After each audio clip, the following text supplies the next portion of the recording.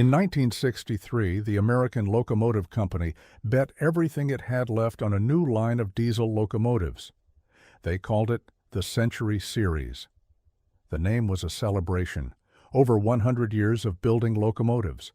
It was also, whether they knew it or not, a funeral announcement. Here's the situation. By the early 1960s, ALCO was in trouble.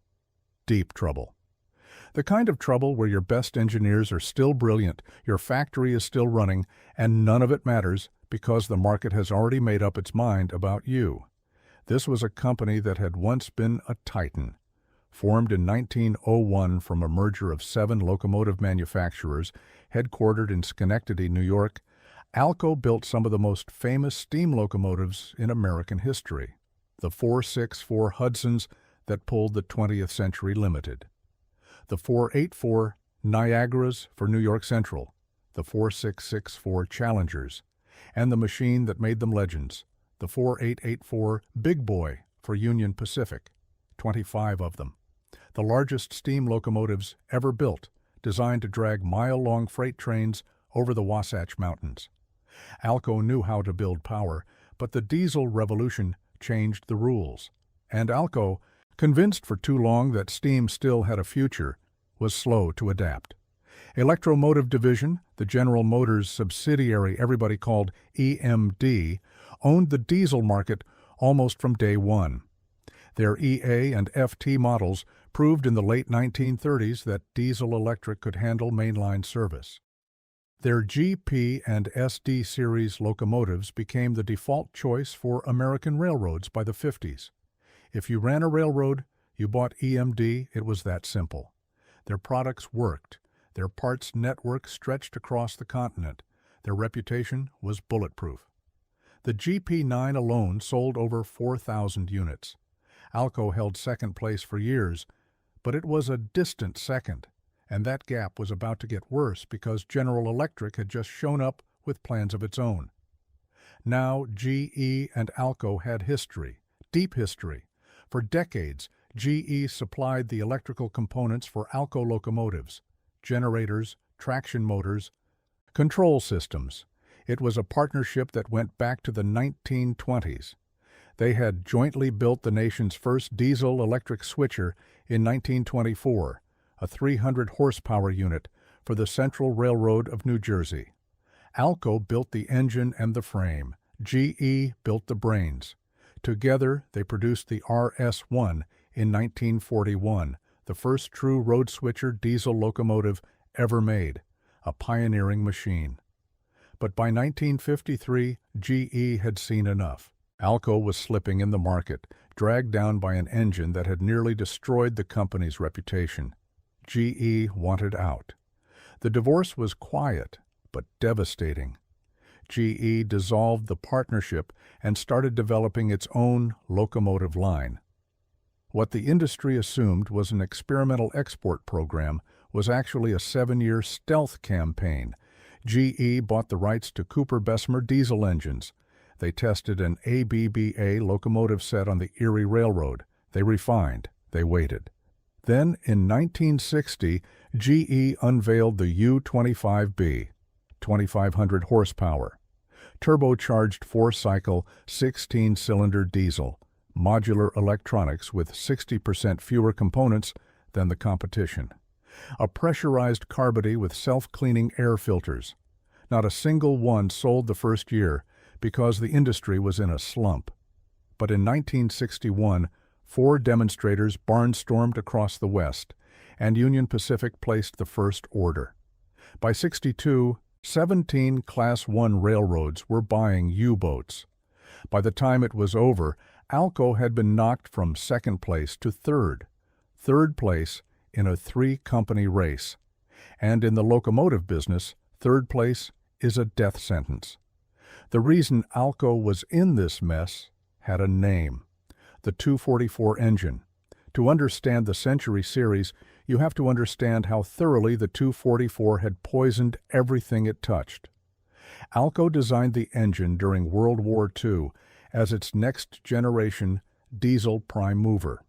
It was supposed to power a new era of ALCO road locomotives and compete head-to-head with EMD's proven 567 series.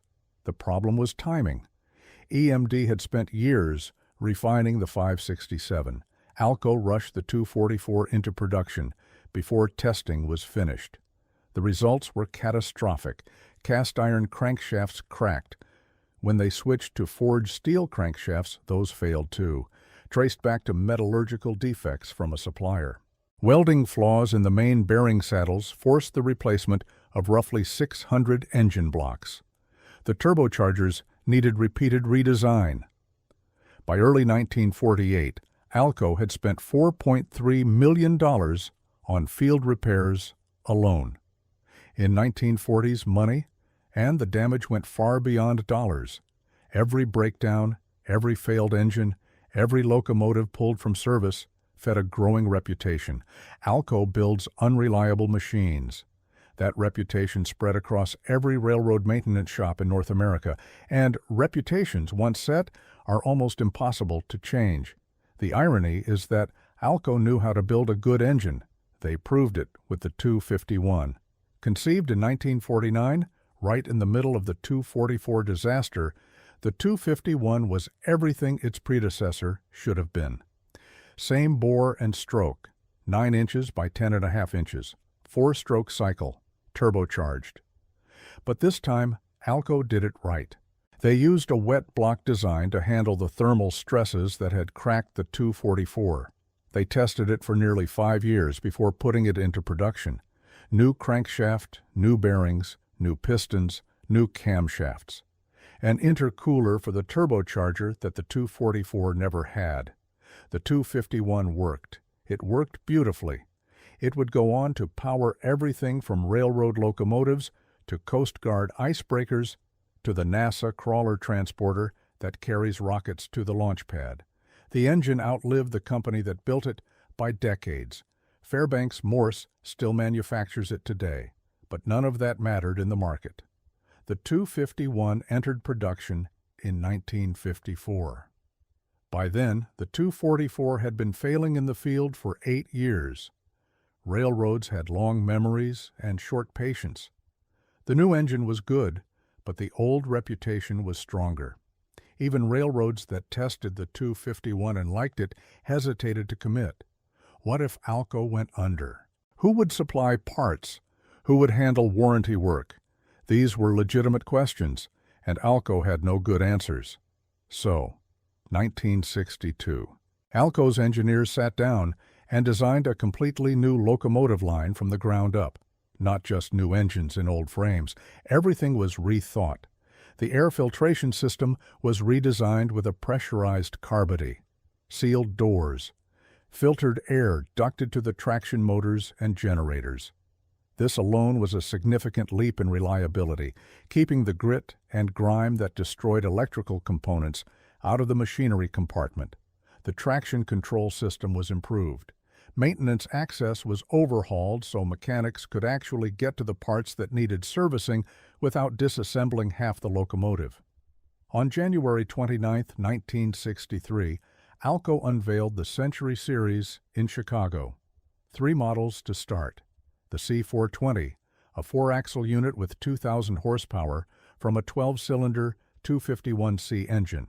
The C424, also 4-axle, pushing 2,400 horsepower from a 16-cylinder 251B, and the C628, a 6-axle heavy hauler rated at 2,750 horsepower.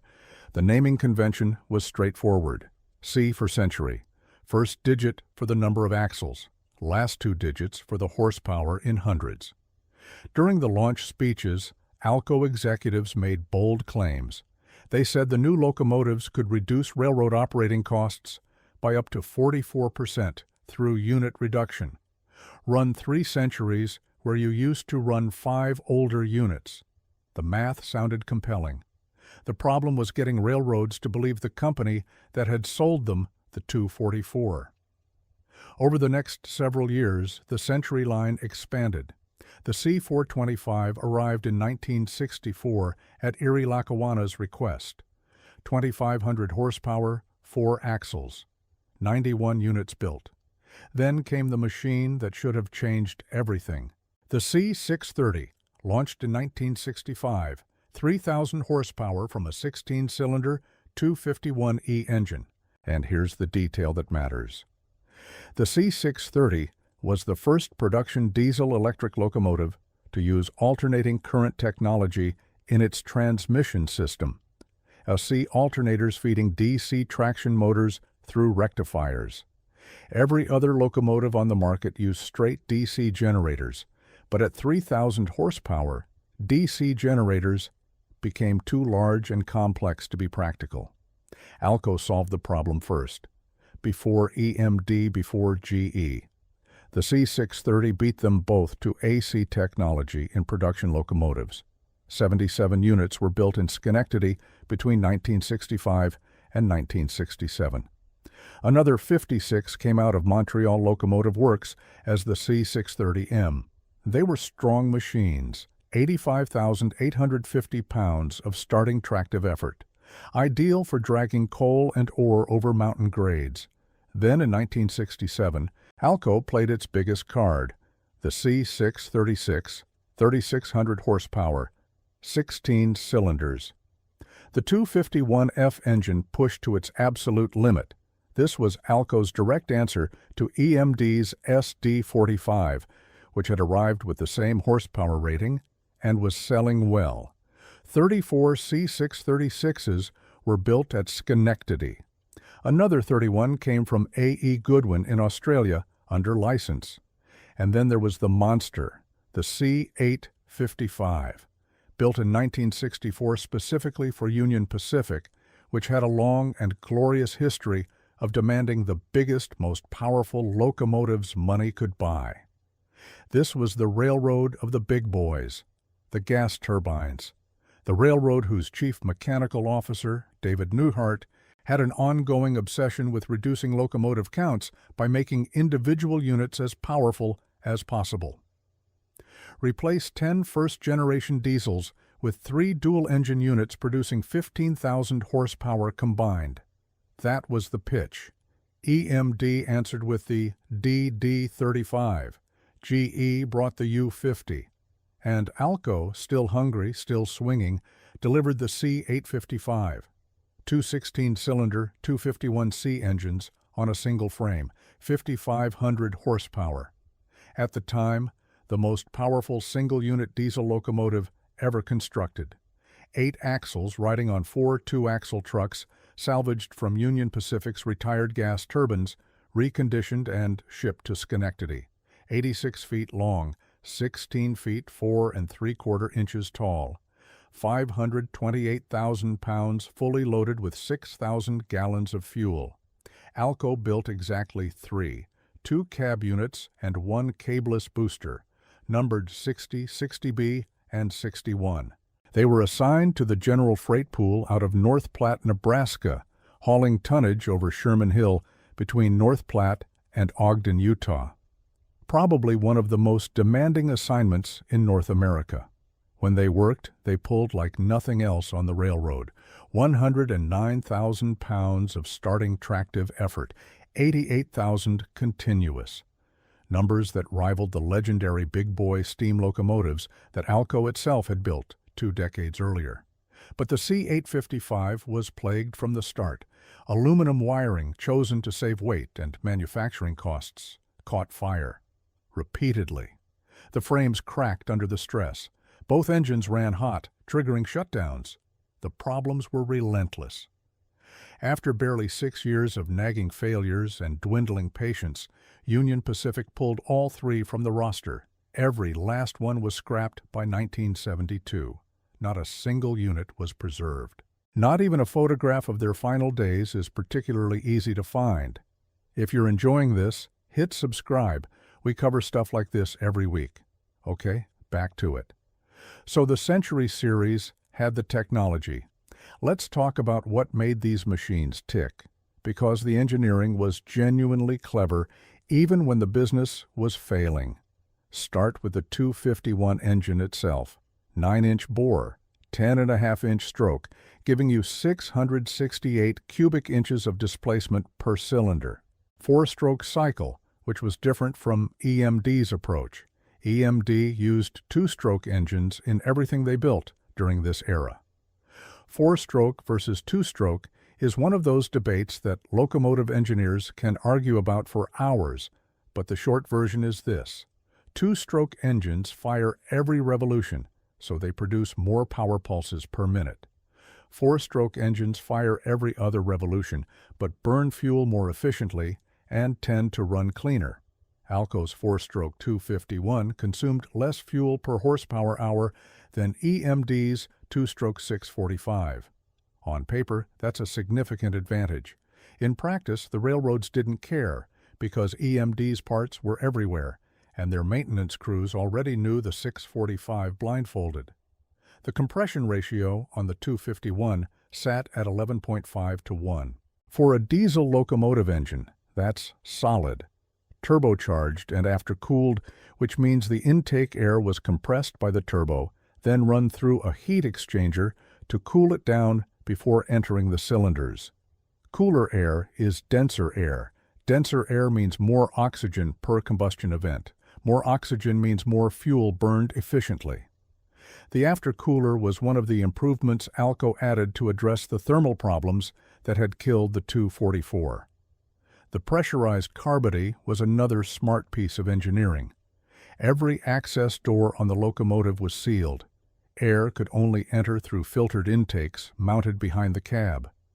That filtered air was then routed through ducts to cool the main generator, auxiliary generators, and traction motors. On a conventional locomotive of the era, these components were cooled by ambient air sucked in through louvers in the body panels, which also sucked in dust, sand, moisture, and every other contaminant that eats electrical insulation for breakfast. The Century's sealed system dramatically extended the life of these components. The concept was so effective that it became standard across the industry within a decade. Now, the AC transmission on the C630 deserves its own attention. In a conventional DC locomotive, the diesel engine spins a DC generator which sends current to DC traction motors on the axles. Simple, proven, reliable. But as horsepower climbed above 2,500, DC generators hit a practical ceiling. They got physically enormous, difficult to manufacture to the required tolerances, and prone to commutator problems at high power levels. ALCO's solution was to replace the DC generator with a GE alternator that produced alternating current. That AC was then converted to DC through silicon rectifiers before reaching the traction motors. The alternator was lighter than an equivalent DC generator, more robust, and could handle higher power output without the maintenance headaches. This was 1965. Full AC traction with AC motors driving the wheels wouldn't arrive for another 30 years. But ALCO took the critical first step. The trucks were another area where ALCO innovated, though not always successfully. The standard tri-mount truck used on early Century models worked fine mechanically, but transmitted excessive force to the rails. Railroads that ran C628s and C630s noticed significantly more track wear compared to EMD and GE6 axle units on the same routes. This was not a minor complaint. Track maintenance is one of the largest expenses any railroad faces, and a locomotive that damages your infrastructure costs you money every mile it runs. ALCO responded with a new high-adhesion truck design, first offered as an option on the C630 and made standard on the C430. It used a different bolster arrangement with spring stacks positioned on the outside of the truck frame and primary springs directly above the axles. Better weight distribution, less rail damage. But by the time it was ready, most of the customers who might have cared had already moved on. And that was the cruel paradox of the Century Series. The railroads that stayed loyal to ALCO generally liked the machines. The Delaware and Hudson ran ALCOS almost exclusively and had maintenance crews who knew the engines inside and out. The Lehigh Valley kept buying. Erie Lackawanna was the first customer for the C-424 and came back for the C-425. These railroads got good service from their centuries because they trained their people on the equipment. But the railroads that ran mostly EMD power and bought a few ALCOs to evaluate them often had trouble. Their shops weren't set up for it. Their mechanics didn't know the quirks. And when a Century broke down alongside an EMD that kept running, the conclusion was obvious, even if it wasn't entirely fair. The C-430 itself is one of the more poignant models in the Century lineup. It was the four-axle equivalent of the C-630, sharing the same AC transmission and 3,000 horsepower engine. It introduced the high-adhesion truck as standard equipment, and ALCO built exactly 16 of them, 16, between 1966 and 1967. That number tells you everything about where ALCO stood in the market by that point. They had a technically advanced locomotive with innovations ahead of the competition, and they couldn't give it away. The total production numbers for the Century Series are sobering when you stack them against the competition. Over 10 years of production across 11 variants, ALCO and its licensees built 841 Century locomotives. That includes everything from the humble C-415 switcher, 26 units, to the monstrous C-855, 3 units. The C-420 accounted for 131, the C-424, 190, the C-628, 186, the C-630 and its Canadian variant, 133 combined. Now compare that to EMD. The SD-40 alone, one model introduced in 1966, sold over 1,268 units by 1972. The SD-42 that followed sold nearly 4,000. One EMD model outsold the entire Century Series by a factor of almost 5 to 1. GE was growing fast, too. Their U-boat series was picking up customers that ALCO desperately needed. The math was unforgiving. The consequences landed hard, and they landed fast. In December 1964, even as the Century Series was still being introduced, the Worthington Corporation acquired ALCO. This was not a vote of confidence. This was a conglomerate buying a struggling manufacturer because the real estate and industrial assets had value, not because anyone at Worthington believed in the future of ALCO locomotives. 3 years later, Worthington merged with Studebaker to form Studebaker-Worthington, two companies with histories of failed products joining forces. In January 1969, the new corporation's president, a Chicago lawyer named Darrell Rutenberg, looked at the books and started cutting every division that was bleeding money. ALCO's locomotive division was first on the list. The market itself was working against them. By the late 60s, dieselization was complete. There were no more steam locomotives to replace. The enormous wave of diesel orders that had sustained the industry through the 40s and 50s had crested. New sales meant convincing railroads to retire perfectly functional first-generation diesels in favor of newer, more powerful units. That was a hard sell from the industry leader. From the company in third place, nearly impossible. And the numbers proved it. The C-400 series, all four-axle Century models combined, sold just 297 units over their entire production runs. The C-600 series, the six-axle models, managed 348. Compare that to EMD's SD-40, which sold over 1,268 units in 6 years.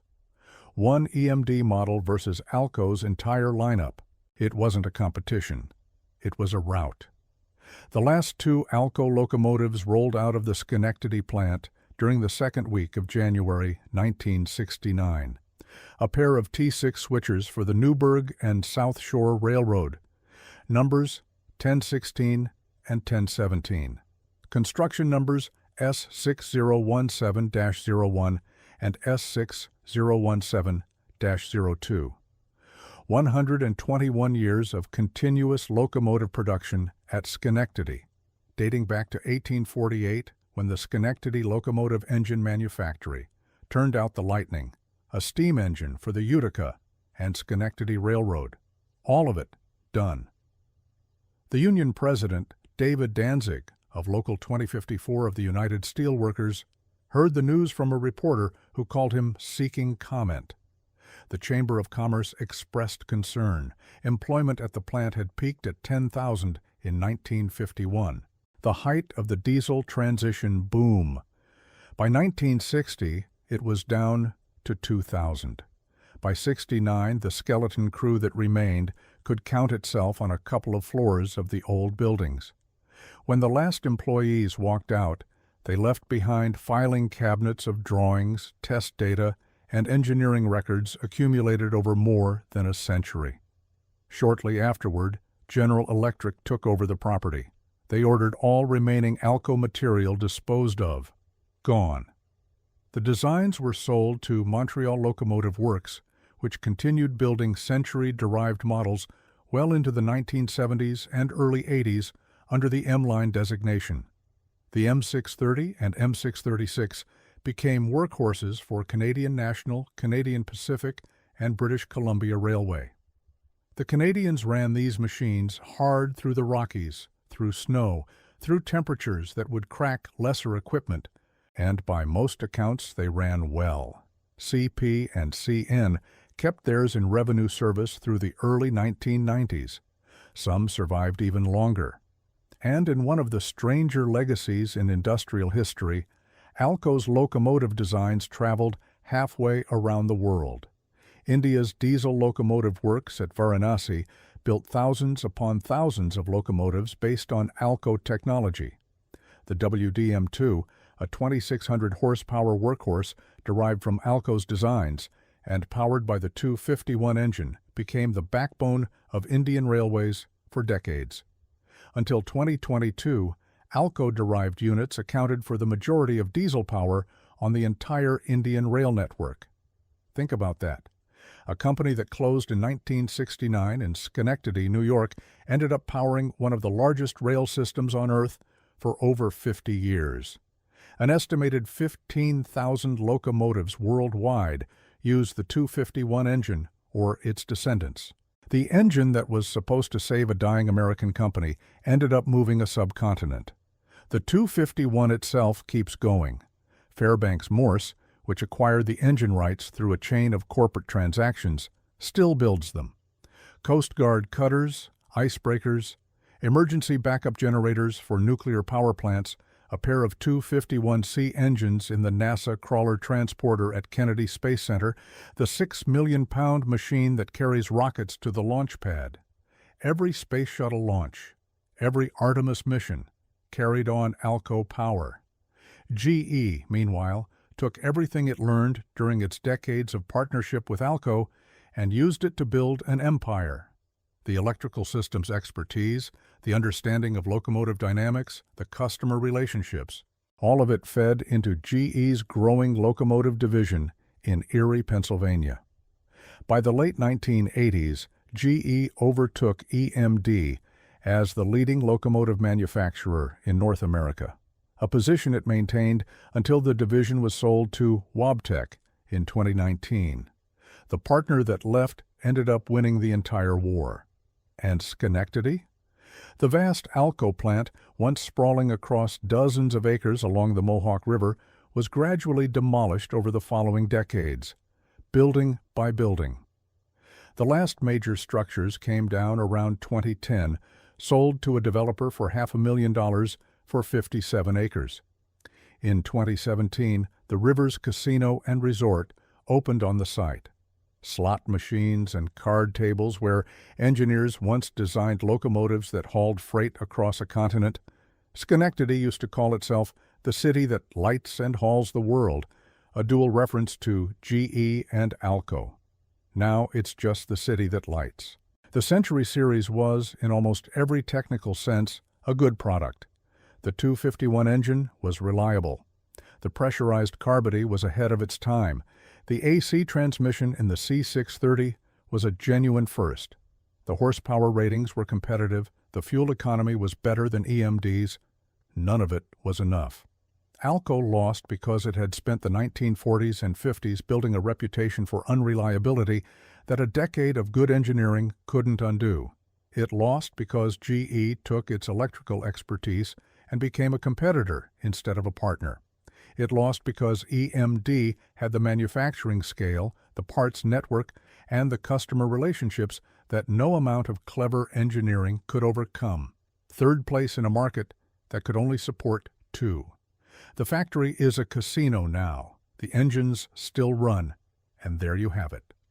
The ALCO Century Series, a line of locomotives that did almost everything right except arrive on time. If you've ever seen one of these in person, or you've got a story about ALCO, drop it in the comments. And if you made it this far, go ahead and subscribe. We do this every week.